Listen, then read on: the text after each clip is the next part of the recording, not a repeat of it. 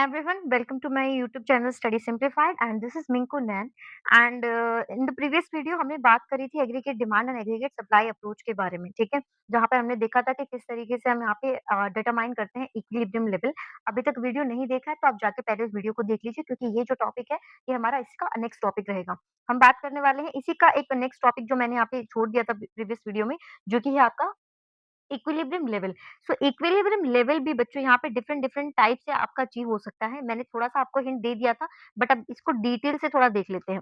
तो जब भी हमारी इकोनॉमी में इक्विलिब्रियम लेवल आता है, जब भी इकोनॉमी में इक्विलिब्रियम लेवल आता है, ध्यान रखिएगा आपकी एग्रीगेट डिमांड ज़्यादा हो, कम हो सप्लाई से इक्विलिब्रियम लेवल तो अचीव होगा। लेकिन उसके यहाँ पे 3 टाइप्स आपके क्रिएट हो जाएँगे। पहला आपका लेवल होगा, पहला हम बोलेंगे इसको फुल एम्प्लॉयमेंट इक्विलिब्रियम। तो फुल एम्प्लॉयमेंट आपका जो इक्विलिब्रियम लेवल होता है, वो आपका एक आइडियल सिचुएशन होती है। आइडियल सिचुएशन क्यों होती है कि यहाँ जितने लोग विलिंग है काम करने को, उन सभी को काम भी यहाँ पे मिल जा रहा है। जितनी मार्केट में डिमांड है, उतनी ही सप्लाई भी यहाँ पे क्रिएट हो पा रही है। जितनी फाइनल गुड्स एंड सर्विसेज होनी चाहिए, उतना ही हमारे यहाँ पे आउटपुट या प्रोडक्शन जो है वो अंडरटेक किया जाता है। यानी कि जो आपका प्रीवियस वीडियो में ये जो हमने डायग्राम बनाया था, इसको आप कह सकते हो फुल एम्प्लॉयमेंट इक्विलिब्रियम लेवल, ठीक है? तो यहाँ पे ये जो आपका ई क्रिएट हुआ था, इसी को आप क्या बोलेंगे? फुल एम्प्लॉयमेंट इक्विलिब्रियम लेवल,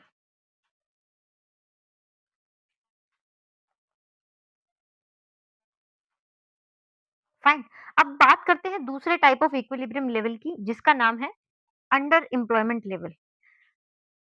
इस वीडियो को लास्ट तक ज़रूर देखिएगा क्योंकि मैं यहाँ पे एक बहुत ही इम्पोर्टेंट बात आपको बताने वाली हूँ, जो कि जनरली बच्चों को नहीं पता होती है एंड आप बताइएगा इस वीडियो को देखकर कि आप इस बारे में अवेयर थे या नहीं, ठीक है? और आपको कहाँ तक इस चीज़ की अंडरस्टैंडिंग थी।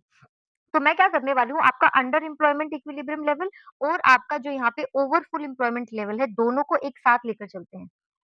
Over full employment level equilibrium, fine, equilibrium के लिए देखते अब देखिए ये जो दोनों डायग्राम है, इनको मैं पैरेलली ड्रॉ करूँगी, ताकि आपको समझ में आए कि मैं यहाँ क्या कहना चाह रही हूँ। देखिए, इस तरीके से आपको अपना डायग्राम ड्रॉ कर लेना है, फाइन। और यहाँ पर भी हम इसी तरीके से अपना डायग्राम ड्रॉ कर लेते हैं,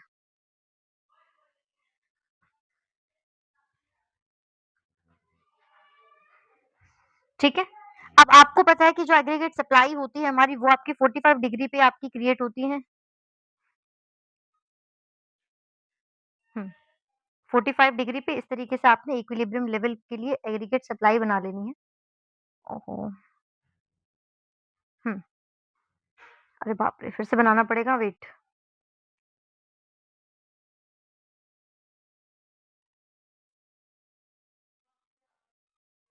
फाइन, ठीक है? अब अब देखिए हमारी अंडर एम्प्लॉयमेंट इक्विलिब्रियम लेवल और आपका ओवरफुल इक्विलिब्रियम लेवल में क्या होता है? देखिए, जब आप बोल रहे हो अंडर एम्प्लॉयमेंट का क्या मतलब हो गया? अंडर एम्प्लॉयमेंट का मतलब हो गया कि जितने भी रिसोर्सेज़ और जितने भी यहाँ पे लेबर फोर्सेस मान लो या कोई भी फैक्टर प्रोडक्शन मान लो, उन सभी को हम यहाँ पे यूटिलाइज़ नहीं कर पा रहे हैं, तभी आपका यहाँ पे क्या हुआ होगा? अंडर एम्प्लॉयमेंट, ठीक है? फॉर एग्जांपल मुझे यहाँ पे जो प्रोडक्शन करना था, उसके लिए 100 लेबर की रिक्वायरमेंट थी। Labour is also one of the factor of production और मैं यहाँ पे जो प्रोडक्शन कर रही हूँ वो 80 यूनिट का ही कर रही हूँ, इस वजह से मैं 20 लोगों को रोज़गार नहीं दे पा रही हूँ। तो क्या होगा कि आपका एग्रीगेट डिमांड आइडियली होना चाहिए था यहाँ पे कलर चेंज कर लेते हैं, ये ठीक नहीं है अभी। अभी ब्लैक रखते हैं, पहले आइडियल सिचुएशन क्रिएट कर लेते हैं, ठीक है? सो आइडियल सिचुएशन हमारे पास होनी चाहिए थी ये होना चाहिए था हमारे पास और यहाँ के केस में भी क्या होना चाहिए था, यहाँ के केस में भी कुछ इस तरीके से हमारा डायग्राम होना चाहिए था। ठीक है, ये मैंने आइडियल सिचुएशन क्रिएट कर ली, इसको नाम दे देते हैं एक बार। ये है आपका एग्रीगेट सप्लाई या फिर इनकम, ये है आपकी एग्रीगेट डिमांड। यहाँ पर भी ये है आपका एग्रीगेट सप्लाई और इनकम या फिर ये है आपकी एग्रीगेट डिमांड। अब अंडर एम्प्लॉयमेंट में क्या हो रहा है बच्चों? अंडर एम्प्लॉयमेंट में हमारे पास जो एग्रीगेट डिमांड है, वो आपके इक्विलिब्रियम लेवल से नीचे है, इस तरीके से। ये आपके एग्रीगेट डिमांड है जो आपकी रियलिटी में एग्जिस्ट कर रही है। ठीक है। अब आप देखिए इसमें क्या सिचुएशन क्रिएट हो रही है कि अगर मुझे यहाँ पे एग्रीगेट डिमांड चाहिए थी इक्विलिब्रियम लेवल पे ये, तो हमारे पास यहाँ पे कितने लोगों को हम यहाँ पे रोज़गार में लगा सकते थे? आपको ध्यान हो तो आपके जो ये वेट हाँ, आपको मैंने बताया था कि जो आपका एक्स एक्सिस है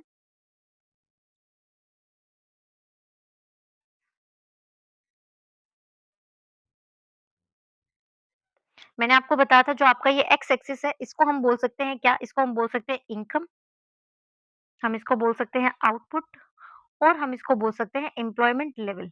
यानी कि हमारी इकोनॉमी के अंदर हम 100 लोगों को काम दे सकते थे, बट अंडर एम्प्लॉयमेंट में क्या हो रहा है? अंडर एम्प्लॉयमेंट में हम सिर्फ यहाँ पे कितने लोगों को काम दे पा रहे हैं? हम कुछ ना कुछ यहाँ पे कम ही लोगों को काम दे पा रहे हैं। इसका भी कलर चेंज कर लेते हैं। हम यहाँ पे जो है सिर्फ कुछ ही लोगों को काम दे पा रहे हैं। हम इसको सपोज़ कर सकते हो 80 मान लेते हैं चलो, ठीक है? तो ये जो आपका गैप रहेगा, यहाँ से लेके यहाँ पे जो आपका जो गैप रहेगा, इसको भी हम कुछ बोलते हैं, मैं अब आप आपको बाद में बताऊँगी। फिलहाल के लिए आप ये समझिए कि ये जो आपका पॉइंट यहाँ पे क्रिएट होगा, इसको हम बोल देते हैं E1, ठीक है? इसको हम बोल देते हैं E1, यही आपका E1 क्या है? अंडर फुल एम्प्लॉयमेंट आपका इक्विलिब्रियम रहेगा। अब आ जाते हैं हम अपने ओवर इक्विलिब्रियम पे, ओवर मतलब ओवर फुल एम्प्लॉयमेंट लेवल पे। तो आइडियली आपके पास इक्विलिब्रियम लेवल होना चाहिए था यहाँ पे आपका इक्विलिब्रियम लेवल होना चाहिए था, फाइन। और यहाँ पे आपके पास 100 वर्कफ़ोर्स है, आपने सभी को काम दे दिया है। अब क्योंकि हमारी एग्रीगेट जो डिमांड है, जो हमारी एग्रीगेट डिमांड है, वो इससे भी ऊपर चली गई है। इससे भी ऊपर चली गई है। तो आप बताइए अगर हमारी इकोनॉमी के अंदर यहाँ पे लोग ही हमारे पास 100 हैं, अगर हमारे पास 100 फैक्टर ऑफ प्रोडक्शन है, तो क्या हम इस तरीके से यहाँ पे लाइन ड्रॉ कर सकते हैं? और यही आप गलती करके आते हो। आपको ध्यान रखना है कि ओवर फुल एम्प्लॉयमेंट के केस में कोई लाइन यहाँ पे ड्रॉ नहीं होगी।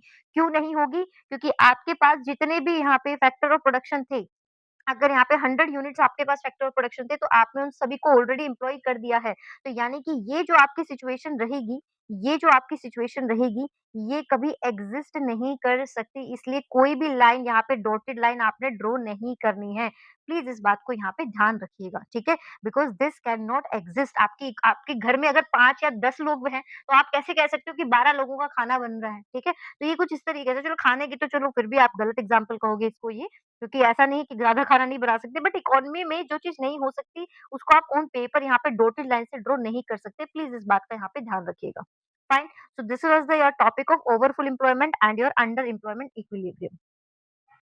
अब हम इन दोनों ही डायग्राम में हम समझेंगे हमारी डिफरेंट टाइप ऑफ सिचुएशन जो कि होती है एक्सेस डिमांड और आपकी डेफिशिएंट डिमांड के केस में, जिन्हें हम बोलते हैं आपकी इन्फ्लेशनरी और डिफ्लेशनरी गैप। तो जब हमारा अंडर एम्प्लॉयमेंट इक्विलिब्रियम रहेगा, तो आपको दिखाई दे रहा है अगर आप ये गैप अगर आप देख सकते हो, दिस वन, ये गैप अगर आप देख सकते हो यहाँ से लेके यहाँ तक का, ठीक है? ये जो आपका येलो पोर्शन रहेगा, इस गैप को यहाँ पे क्या बोला जाएगा बच्चों? इसको कहा जाएगा आपका डिफ्लेशनरी गैप। क्या कहा जाएगा? Deflationary gap. आते हैं अपने दूसरे डायग्राम पे, यहाँ पे भी कोई गैप नज़र आ रहा है क्या आपको? यहाँ पर भी कोई गैप नज़र आ रहा है? बिल्कुल आ रहा है। इसको मैंने पूरे लाइन ड्रॉ नहीं की है यहाँ पे आपके लिए। मैं पहले लाइन ड्रॉ कर लेती हूँ, यहाँ से लेके यहाँ तक का जो गैप है आपका, ठीक है? 1 सेकंड, इसको इरेज़ करते हैं पहले, ई को रखते हैं यहाँ पे, फाइन। अब आपका जो यहाँ से लेके यहाँ तक का जो गैप है, इसको क्या कहा जाएगा बच्चों? इस गैप को आपका कहा जाएगा इन्फ्लेशनरी गैप। क्यों? क्योंकि ये एग्ज़िस्ट तो कर नहीं सकता। तो जो चीज़ आपसे मार्केट में डिमांड की जा रही है, आप अगर उस चीज़ को बना ही नहीं सकते हो, तो मार्केट में अननेसेसरी क्या हो जाएगी आपकी इन्फ्लेशन आ जाएगी, ठीक है? तो अब हम देखते हैं कि इनके रीज़न क्या हो सकते हैं। तो दोनों के रीज़न और दोनों का इम्पैक्ट लगभग-लगभग सिमिलर ही है। लगभग आपका जो यहाँ पे इम्पैक्ट रहेगा वो सिमिलर ही है। तो ध्यान से सुनिएगा, मैं इसीलिए इन दोनों को जो है पैरेलल आप लोगों के लिए बना रही हूँ ताकि एक ही बार में आपके काफ़ी सारे टॉपिक जो है वो क्लियर हो और एग्ज़ाम में आपको एग्ज़ाम देते वक़्त आपको ये क्लैरिटी होनी चाहिए माइंड में कि आप कैसे क्या चीज़ करने वाले हो, ठीक है? लिखने वक़्त कई बार होता है कि पॉइंट आपके दिमाग में नहीं आते। तो देखिए, आपका एग्रीगेट डिमांड ही यहाँ पे कम और ज़्यादा हो रहा है क्योंकि एग्रीगेट सप्लाई तो जो है वो वही है। वो तो प्रोड्यूसर्स ने यहाँ पे जो है डिसीज़न लिया हुआ है कि मेरे पास इतने पैसे हैं तो मुझे प्रोडक्शन करना ही करना है, ठीक है? तो कभी यहाँ पे एक्सेस डिमांड हो रही है, कभी यहाँ पे जो है डिमांड जो आपकी डेफिशिएंट डिमांड हो रही है, ठीक है? इसको आप ये भी कह सकते हो, इन दोनों डायग्राम को आप ये भी कह सकते हो कि ये आपका डेफिशिएंट डिमांड का केस है और ये जो है आपका एक्सेस डिमांड का केस है। अब आप इनकी रीज़न जानिए, रीज़न क्या है? तो रीज़न देखिए, आपके जितने भी एक्सपेंडिचर्स होते हैं, जैसे डेफिशिएंट डिमांड के देखिए सबसे पहले रीज़न हो सकता है कि जब कंज़्यूमर जो है वो डिमांड नहीं कर रहे हों, तो आपको पता है मैंने आपको ऊपर बताया था कि एग्रीगेट डिमांड के यहाँ पे 4 कंपोनेंट होते हैं। बच्चों इन चारों कंपोनेंट में जब भी कमी आएगी, कमी कैसे? वो लोग कंज़म्पशन नहीं करना चाहते, गवर्नमेंट यहाँ पे इन्वेस्टमेंट नहीं करना चाहती, बिज़नेस सेक्टर यहाँ पे इन्वेस्टमेंट नहीं करना चाहता। या एक्सपोर्ट नहीं हो रहा है या इम्पोर्ट बहुत ज़्यादा हो रहे हैं। यही पाँचों आपके रीज़न रहेंगे कि आपकी जो डिमांड है वो यहाँ पे कम क्यों है। तो क्या-क्या रीज़न हमारे पास आते हैं? क्या-क्या रीज़न आता है? पहला रीज़न कि आपकी कंज़म्पशन एक्सपेंडिचर जो है वो आपका यहाँ पे डिक्रीज़ हो रहा है। वो आपका यहाँ पे क्या हो रहा है, डिक्रीज़ हो रहा है और आपको इसको इस तरीके से नहीं लिखना होता, इसको हम लिखते हैं प्रोपेंसिटी टू कंज़्यूम जो है वो बहुत कम है। प्रोपेंसिटी टू कंज़्यूम जो है वो बहुत ही कम है, ठीक है? इसी को बोलते हैं कि आप प्रोपेंसिटी का टॉपिक हम अलग से वीडियो में डिस्कस करेंगे। अभी के लिए आप समझिए कि कंज़म्पशन एक्सपेंडिचर अगर आपका कम होता है, उसको हम बोलते हैं प्रोपेंसिटी टू कंज़्यूम जो है वो यहाँ पे बहुत कम है। सेकंड रीज़न क्या होगा? सेकंड रीज़न ये होगा कि हो सकता है कि आपकी इकोनॉमी में टैक्सेस बढ़ गए हों। क्या बढ़ गए हों? टैक्सेस बहुत ज़्यादा बढ़ गए हों। अगर आपके टैक्सेस बढ़ते हैं तो आपको भी पता है कि आप कंज़म्पशन नहीं कर पाओगे, तो एक तरीके से ये रीज़न ही बता रहे हैं। थर्ड क्या हो सकता है कि गवर्नमेंट जो है वो अपना एक्सपेंडिचर यहाँ पे कंटीन्यूअसली कम करती जा रही है। हर साल जो बजट पास हो रहा है, वो कम अमाउंट का यहाँ पे पास हो रहा होगा, ठीक है? या फिर जो लोग हैं बिज़नेस सेक्टर के वो इन्वेस्टमेंट एक्सपेंडिचर इकोनॉमी में नहीं कर रहे हैं, वो यहाँ पे कम होता जा रहा है। या फिर आपके एक्सपोर्ट जो होते हैं, वो यहाँ पे नहीं हो रहे तो लोगों की कोई डिमांड ही नहीं आ रही है। या फिर जो इम्पोर्ट है, वो यहाँ पे बहुत ज़्यादा बढ़ गए हो क्योंकि वो नेगेटिव होता है एग्रीगेट डिमांड के लिए। तो ये रीज़न रहेंगे लाइकवाइज़ आपका रीज़न रहेगा यहाँ पे इंक्रीज़ यानी कि एक्सेस डिमांड का। लाइक रीज़न आपके रहेंगे यहाँ पे एक्सेस डिमांड के भी रीज़न सेम ही रहेंगे। बस आपने इनको उल्टा लिख देना है। उल्टा कैसे लिखोगे? बिल्कुल अपोज़िट कर देना है। यहाँ पे आप बोलोगे कि प्रोपेंसिटी टू कंज़्यूम जो है वो बहुत ज़्यादा हाई हो चुकी है। टैक्सेस जो है इंक्रीज़ नहीं हो रहे हैं बल्कि डिक्रीज़ हो रहे हैं। जो गवर्नमेंट एक्सपेंडिचर है वो इंक्रीज़ हो रहा है। जो इन्वेस्टमेंट एक्सपेंडिचर है वो इंक्रीज़ हो रहा है। एक्सपोर्ट जो है वो इंक्रीज़ हो रहे हैं और जो इम्पोर्ट है वो आपके कम हो रहे हैं। तो बिल्कुल अपोज़िट आपने यहाँ पे लेकर चलना है। रीज़न्स आपके क्लियर हो गए आई होप। अब हम देख लेते हैं इम्पैक्ट। इम्पैक्ट आप देखिए इम्पैक्ट में थोड़ा डिफरेंस आएगा दोनों के अंदर। इम्पैक्ट के अंदर यहाँ पे डिफरेंस आएगा। क्या डिफरेंस आएगा? मैं यहाँ पढ़ा रही हूँ इम्पैक्ट। तो एक बार यहाँ पे इम्पैक्ट देखते हैं डेफिशिएंट डिमांड के और दूसरी बार देखते हैं एक्सेस डिमांड के। ठीक है? देखते हैं क्या कुछ इम्पैक्ट यहाँ पे आने वाला है। सो डेफिशिएंट डिमांड जब आपकी होगी, जब आपकी डिमांड कम होगी, तो क्या होगा? क्या होगा? सबसे पहले आप खुद बताइए अगर आपके यहाँ पे प्रोड्यूसर जो है वो 100 यूनिट प्रोड्यूस कर रहे हैं, जबकि उनको मार्केट में पता लगता है कि सिर्फ 60 यूनिट की ज़रूरत है। तो भैया वो जो बाकी की 40 है वो उसको नेक्स्ट ईयर यूटिलाइज़ करने की कोशिश करेंगे कि नहीं करेंगे?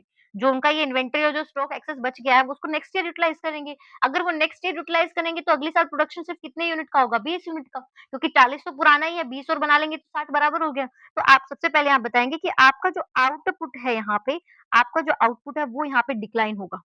अगर आपने प्रोडक्शन ही कम करना है तो आपकी एम्प्लॉयमेंट भी लेवल जो है वो भी कम होगा और क्योंकि यहाँ पे मार्केट में ज़्यादा डिमांड नहीं है, अगर किसी भी प्रोड्यूसर ने गलती से भी यहाँ पे ज़रा-सा आउटपुट इंक्रीज़ करने की कोशिश करी, तो आपके जो जनरल प्राइस लेवल है, जो जनरल प्राइस लेवल है वो आपके क्या हो जाएँगे, फ़ॉल करेंगे। तो आप बोलोगे कि प्राइस लेवल जो है यहाँ पे आपका फुल होगा। ध्यान रखिएगा इस प्राइस लेवल को आप लिखिएगा, अगर प्रोड्यूसर कोशिश करता है कि वो अपना आउटपुट बढ़ाना चाहता है तो, अदरवाइज़ नहीं होगा, अदरवाइज़ कुछ नहीं होगा, फाइन।